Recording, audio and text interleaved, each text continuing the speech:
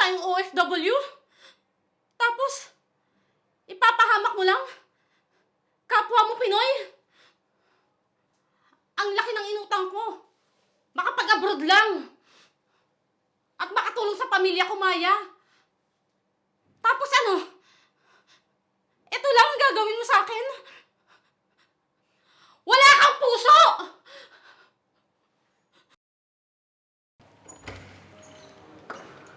Welcome to my home, Liza. Naku, ma'am. Salamat po, ah. Ang laki-laki pala ng bahay niyo, ma'am. Tsaka, ang lamig dito sa Dubai. Oo, sana magustuhan mo. Naku, opo, magugustuhan ko, ma'am. At napakabait niyo po. Salamat po, ma'am, ah. Halika dito sa sofa.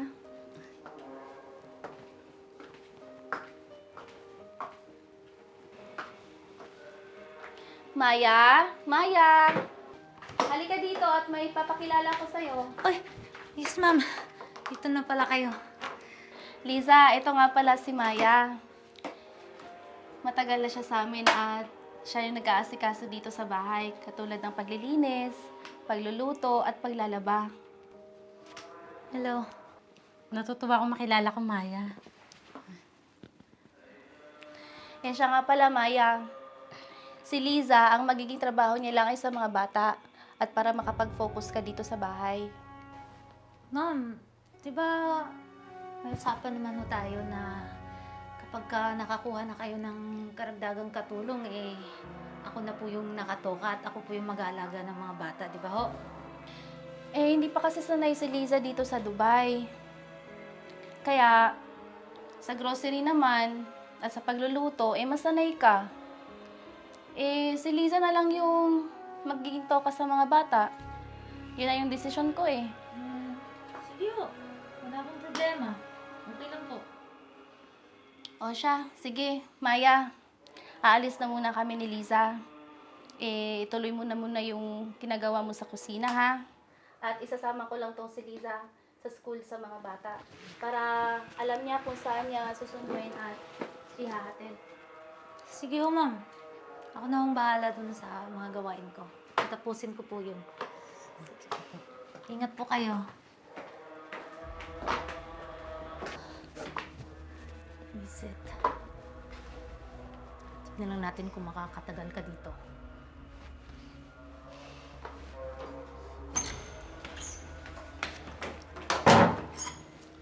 Hala, dito ka na pala. Lisa, baka gusto mo naman akong tulungan sa mga gawaing bahay ko. Dami kong gawain kaya. Naku, pasensya ka na, Maya. Pupunta pa kasi ako sa school. May bibili na akong project para sa mga bata. Aba, nanay ka? Ang sabihin mo, pumitetext ka lang dun eh. Umiiwas ka sa mga gawaing bahay dito, no? Naku, Maya, hindi naman sa ganun. Ano bang ibig mo sabihin? At saka, di ba, sa'yo naman nakatoka yung sa gawaing bahay dito. Bakit sa akin mo pinapagawa? Hoy, Lisa. Para sabihin ko sa'yo, papaalahanan lang kita ha. Kabago-bago mo dito. Kung makapagsagot ka sa akin, kala mo kung sino ka? Naku, Maya, hindi naman sa ganun. Anong hindi? Hindi naman kung porket bago ko dito is kakayan-kayanin mo ko. Tsaka isa pa, parehas lang naman tayong katulong dito, di ba? Sige na, aalis na ako. Baka hinahanap na ako ni mo. Puisit talaga.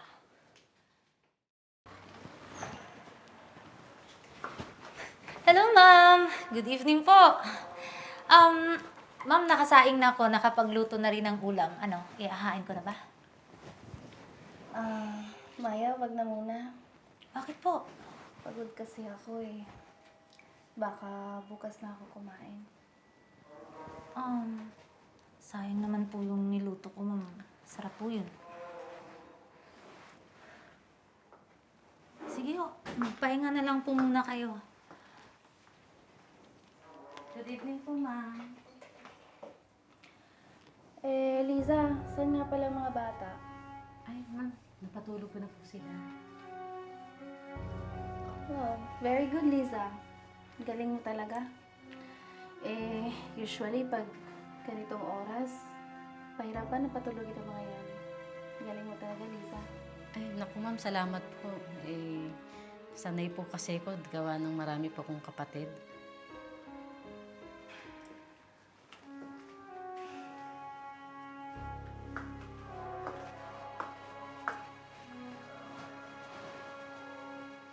Ginagalit talaga ako ng babaeng to. Wisit talaga. Wisit!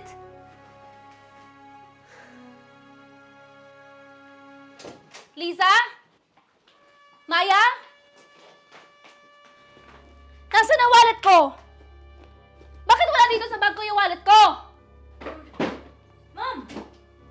Hindi ko alam Tagal na tayong magkasama dito sa bahay, ma'am.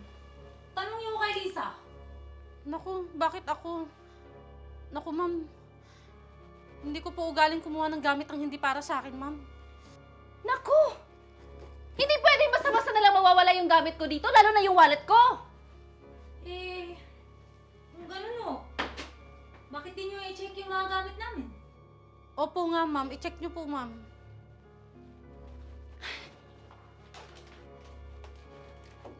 Lisa! Bakit nasa bag mo yung wallet ko? Ano po? Paano napunta yung wallet niyo, ma'am, sa bag ko? Hindi ko kailangan ng kagaya mo sa pamamahay ko. Magbalot ka na! At bukas na bukas, ibabalik kita sa agency mo at ipapareport kita! Ma'am, please. Hindi ko po talaga alam kung paano napunta dyan. Ma'am, please. Please, ma'am, huwag niyo po ako ibalik sa agency ko, ma'am, please. Please, ma'am, nagmamakaawa ako. Huwag niyo po ako ibalik, ma'am, sa agency ko. Please, ma'am. Kailangan ko po ng trabaho. Please. So what's this? Ha? Please, hindi. Huwag mo akong hawakan! Ma'am, sorry po. Hindi po ako. Umalis ka na sa pamamahay ko! Maya! Yes, ma'am. Bantayan mo tong babae to! At baka kung ano pa yung makuha niya sa bahay ko! Anong bala sa kanya? Palayasin mo yan! Ngayon na! Narinig ko yung sinabi ni ma'am. Mag-impake ka na ng mga gamit mo. Sige na. At anong oras ay makakaalis ka na? Ma'am, ako nang bala sa kanya, ma'am. Sumunod ka sa akin.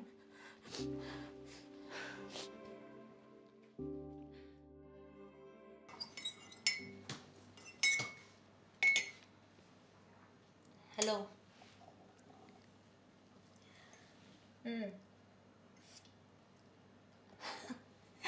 Ayun. Success yung plano ko. Ano pa nga ba? Kung nakinig lang siya sa mga sinasabi ko, nandito pa siya sa bahay.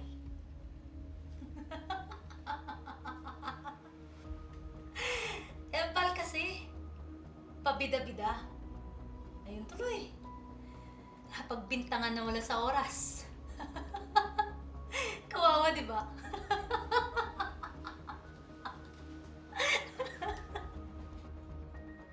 Ano?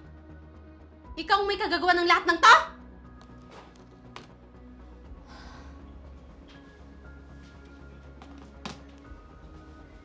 Ako nga.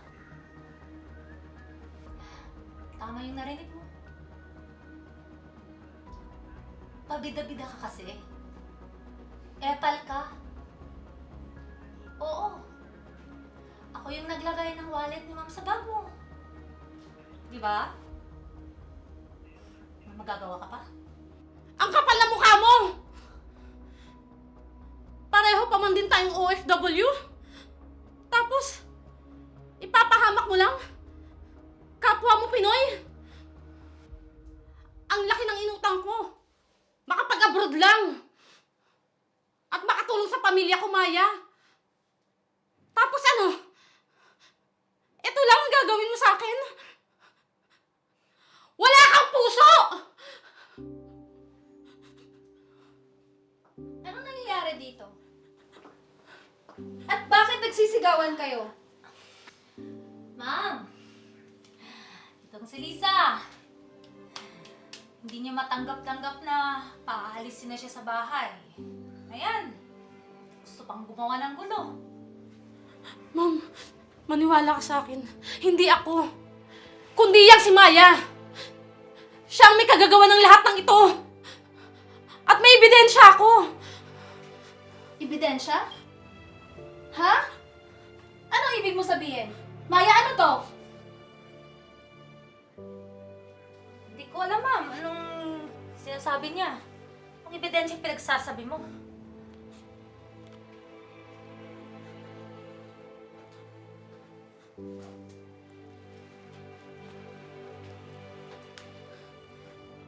Eto, ma'am. Pakinggan mo.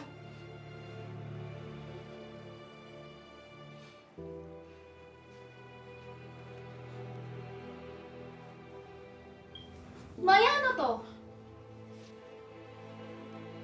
Ha? Hindi ko akalaing magagawa mo to, Maya. Nagkamali ako ng akala sa'yo. Kapwa mo, OFW? Pinoy? Nagagawa mo to? Ha? Mukhang... Ikaw yata yung kailangang magbalot ng gamit ngayon, Maya. At ikaw naman, Lisa. Magstay ka lang dito. Ma'am, salamat po, ma'am. At akong pinaliwalaan niyo, ma'am.